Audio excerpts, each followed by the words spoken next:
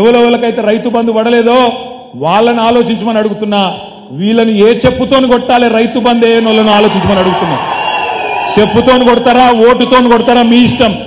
చెప్పుతోని కొడతారా, ఓటుతోని కొడతారా, ఈ ప్రభుత్వాన్ని మీ ఇష్టం.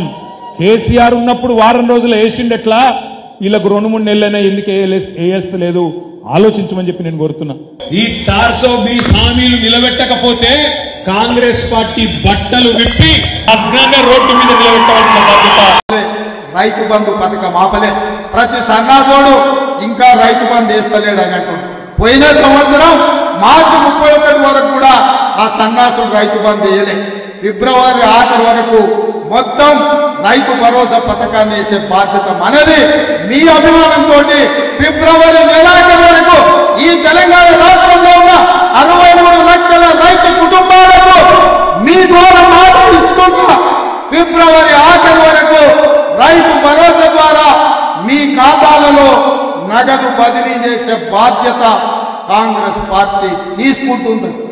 కాంగ్రెస్ పార్టీ జెండా ఎగరేసినాం. రెండవ విజయం హిమాచల్ ప్రదేశ్ లో కాంగ్రెస్ పార్టీ జెండా ఎగరేసినాం. మూడవ విజయం తెలంగాణ రాష్ట్రంలో ఈ గడ్డ మీద వారు పాదయాత్ర చేసిన సందర్భంగా మీరందరూ కష్టపడి విజయవంతం చేస్తే రాహుల్ గాంధీ గారి భారత్ జోడో యాత్ర ఈ రోజు తెలంగాణ రాష్ట్రంలో కాంగ్రెస్ పార్టీ ప్రభుత్వాన్ని ఏర్పాటు చేసింది. మిత్రులారా, మిమ్మల్ని అడుగుతున్నా, వాళ్ళ తాతలు ముత్తాతలు వజ్రాల వ్యాపారం చేసింది.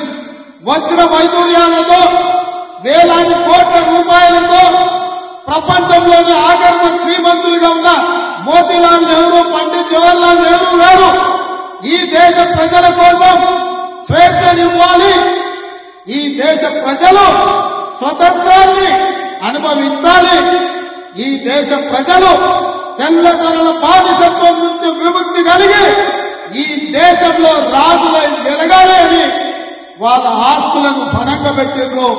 సంవత్సరాల కొద్ది జైల్లో మగ్గిండ్రు. ఆ కాంగ్రెస్ పార్టీకి నాయకత్వం వహించి భారతదేశానికి స్వతంత్రాన్ని ఇప్పించి ఈ దేశంలోనే త్యాగం అంటే వాళ్ళ కుటుంబం అని నిరూపించింది. వచ్చిన స్వతంత్ర దేశానికి మొట్టమొదటి ప్రధానమంత్రిగా ప్రపంచానికే ఒక సుపరిపాలన అందించి ప్రపంచ దేశాలతో పోటీపడే దేశంగా భారతదేశాన్ని పండిత్ జవహర్లాల్ నెహ్రూ గారు తీర్చిదిద్దారు. వారి వారసత్వంతో వచ్చిన శ్రీమతి ఇందిరాగాంధీ గారు ఈ దేశ సమగ్రత కోసం, సమైక్యత కోసం, ఈ దేశాన్ని కాపాడడానికి తన చివరి రక్త పొట్టు వరకు ఈ దేశం కోసం ధారపోసి తుపాకీ తూటాలకు బలై నేల కొట్టిండ్రు తప్ప దేశ సమగ్రతను కాపాడడంలో ఒక్క అడుగు కూడా వెనక్కి వేయలే. ఇందిరమ్మ వారసత్వాన్ని పులికి పుచ్చుకున్న రాజీవ్ గాంధీ గారు, విదేశాలలో పైలట్ గా ఉన్న రాజీవ్ గాంధీ గారు, ఇందిరాగాంధీ గారు చనిపోతే అదరలేదు, బెదరలేదు, భయపడలేదు. ఈ దేశానికి నాయకత్వం వహించడానికి వారు వచ్చి ప్రధానమంత్రిగా ఈ దేశాన్ని ముందుకు నడిపించిండు. ఈ దేశంలో యువకులకు కంప్యూటర్ని పరిచయం చేసిండు. ఈ దేశంలో యువకులకు 21 సంవత్సరాలకు ఓటు ఉంటే 18 సంవత్సరాలకే ఓటు హక్కుని ఇప్పించి ఇవాళ 18 ఏళ్ల పిల్లలు ఓటేస్తుండ్రు. ఈ దేశంలో ముఖ్యమంత్రులను, ప్రధానమంత్రులను ఎన్నుకుంటుండ్రు అంటే అది రాజీవ్ గాంధీ గారి గొప్పతనం, వారి త్యాగం ఉన్నది. మరి వారి బిడ్డ వారు ఈ దేశం కోసం ఏ త్యాగానికైనా సిద్ధమైంది.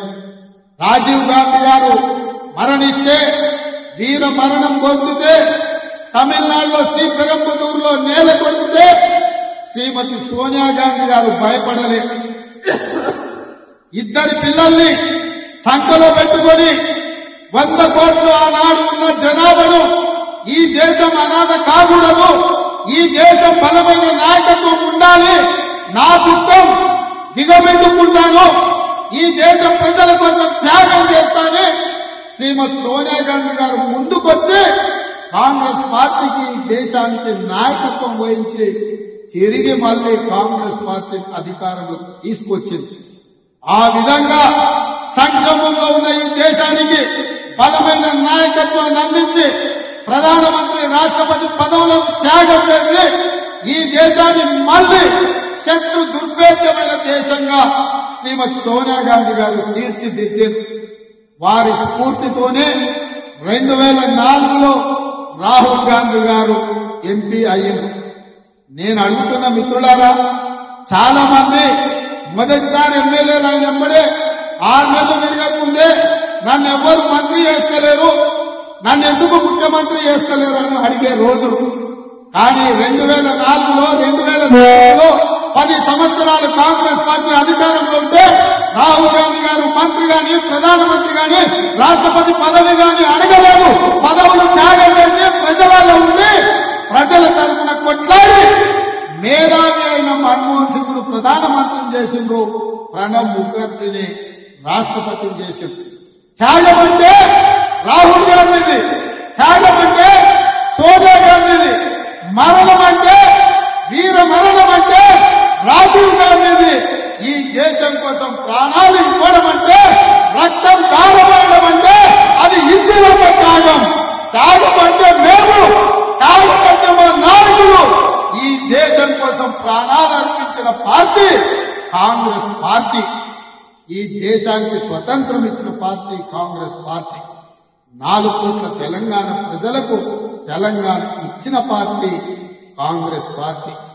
నేను అడుగుతున్న మిత్రులారా, ఇవాళ భారతీయ జనతా పార్టీ నాయకులు మాట్లాడుతున్నారు, అఖండ భారత్ అంటున్నారు. అఖండ భారత్ కోసం 100 కోట్ల ప్రజల కోసం స్వతంత్రం కోసం ప్రాణాలు ఇచ్చినప్పుడు మీ దగ్గర ఉన్న నరేంద్ర మోడీ మీరు కాదు కదా, కనీసం మీ పెప్పుడు పుట్టిందా ఈ దేశం కోసం త్యాగం చేసిందా అని నేను అడుగుతున్నా. ఈ దేశ స్వతంత్రం కోసం కొట్లాడింది కాంగ్రెస్, ఈ దేశానికి స్వతంత్రం తెచ్చింది కాంగ్రెస్, ఈ దేశం కోసం ప్రాణాలు ఇచ్చింది గాంధీ కుటుంబం. నేను అడుగుతున్న బీజేపీ నాయకులను, కాంగ్రెస్ దేశ స్వతంత్రం కోసం కొట్లాడిన రోజు మీరే పొయ్యిలో పడుకున్నారని నేను అడుగుతున్నా. ఇవాళ ఈ దేశ సమగ్రతను కాపాడడం కోసం ముస్కర్ల తుపాకీ కూటాలకు బలైపోయి మానవ బాంబుల పేల్చులో వీరు మరణం పొందినప్పుడు మీరంతా ఎక్కడున్నారు? మీ నాయకులు ఎవరైనా ఈ దేశం కోసం ప్రాణాలు ఇచ్చిందా అని బీజేపీ నాయకులను నేను అడుగుతున్నా. అట్లాంటి బీజేపీ ఇవాళ గాంధీ కుటుంబం మీద ఆరోపణలు చేస్తారు. సోనియా గాంధీ గారికి, రాహుల్ గాంధీ గారికి ఈడీ నోటీసులు, ఇన్కమ్ ట్యాక్స్ నోటీసులు, సిబిఐ కేసులు పెడుతున్నారు. నేను అడుగుతున్నా సోదరులారా, ఈ దేశంలో 3 తరాలు ప్రధానమంత్రిగా చేసిన జవహర్లాల్ నెహ్రూ, ఇందిరాగాంధీ, రాజీవ్ గాంధీ ఈ దేశ ప్రధానమంత్రిగా చేస్తే ఇవాళ ఉండడానికి సొంత ఇల్లు లేని కుటుంబం ఏదైతే ఉందో అది గాంధీ కుటుంబం. వాళ్ళగా అవినీతి మరకలు అంటించే ప్రయత్నం అని నేను అడుగుతున్నా. ఉండడానికి ఇల్లు లేని వాళ్లకు సొమ్ము సంపాదించుకోవాలన్న ఆలోచన ఎందుకుంటుంది? దేశం కోసం ప్రాణాలు ఇచ్చిన గాంధీ కుటుంబాన్ని ఇవాళ మోడీ ప్రభుత్వం అక్రమ కేసులు పెడుతుంటే నేను అడుగుతున్న ఈ దేశ పౌరులను, నేను అడుగుతున్న మా మిత్రులను, తెలంగాణ బిడ్డని, మన తెలంగాణ రాష్ట్రం ఇచ్చిన గాంధీ కుటుంబాన్ని మోడీ అవమానిస్తుంటే ఆ మోడీ పార్టీని ఈ తెలంగాణ గడ్డ మీద గెలవనిద్దామా, పొందబెట్టమా? మీరు ఇవాళ ఆలోచన చెయ్యండి మిత్రులారా. ఇవాళ మన యుద్ధం దేశంలో మోడీతోనైతే సందర్భ సడమియాక బిల్లా రంగాలు ఇవాళ ఊరూరు తిరుగుతున్నారు. 10 ఏళ్ళు మేము అధికారంలో ఉన్నాం, మిమ్మల్ని దోచుకున్నాం, మిమ్మల్ని అవమానించినాం, మమ్మల్ని మన్నించండి అని నేను చెప్పదలుచుకున్నా. 100 ఎలుకలు తిన్న పిల్లంట తీర్థయాత్రలు పోయిందంట, అయ్యా నా తప్పైంది మన్నించండి అని. ఇవాళ బిల్లా రంగాలు చాలే శోభారాజు ఇంట్లో వండుకుంటే ఉత్తగా వండుకోలే టీఆర్ఎస్. మొన్న జరిగిన ఎన్నికలన్నా బోర్లు మొక్కలేసి బొక్కలు వీరు ఎరగొడితే టీఆర్ఎస్ వాళ్ళు పోయి బోర్లో వండుకున్నారు. ఇవాళ ఓడిపోయి సిగ్గు లేకుండా మళ్లీ వీధుల్లోకి వచ్చి కాంగ్రెస్ పార్టీ ఇచ్చిన హామీలు అమలు చేయలేదని అంటూ నేను అడుగుతున్నా. మనం వచ్చి సరిగ్గా 50 రోజులు కాలే. ఎన్నికలకు వెళ్ళినప్పుడు ఏం చెప్పినాం మిత్రమా? నేను ఎన్నికల ప్రచారంలో ప్రతి సభలో చెప్పినా ఖచ్చితంగా డిసెంబర్ 9, 2023 నాడు ఇందిరమ్మ రాజ్యం ఏర్పడుతుంది. ఎల్బీ స్టేడియంలో ప్రమాణ స్వీకారం చేస్తాం. సోనియమ్మ వస్తదని సోనియమ్మ సమక్షంలో ఇక్కడనే ప్రభుత్వాన్ని ఏర్పాటు చేస్తామని చెప్పిన మాట నిలబెట్టుకున్నామా మనం? మీ అందరి సహకారంతోనే కదా ఇదే ఎల్బీ స్టేడియంలో సోనియమ్మ సమక్షంలో మన ప్రభుత్వం ఏర్పడ్డది. ప్రభుత్వం ఏర్పడ్డాక 100 రోజుల్లో మన హామీలు అమలు చేస్తామన్నాం. ఇవాళ 50 రోజులు కూడా కాలేదు, అప్పుడే పిల్ల రంగాలు ఇద్దరు బయలుదేరి రేవంత్ రెడ్డి ప్రభుత్వం అబద్ధాలు చెప్పింది. రేవంత్ రెడ్డి ప్రభుత్వం ఇచ్చిన హామీలు అమలు చేయలేదు. ఇంతకుముందే మా మిత్రుడు పొన్నం ప్రభాకర్ గారు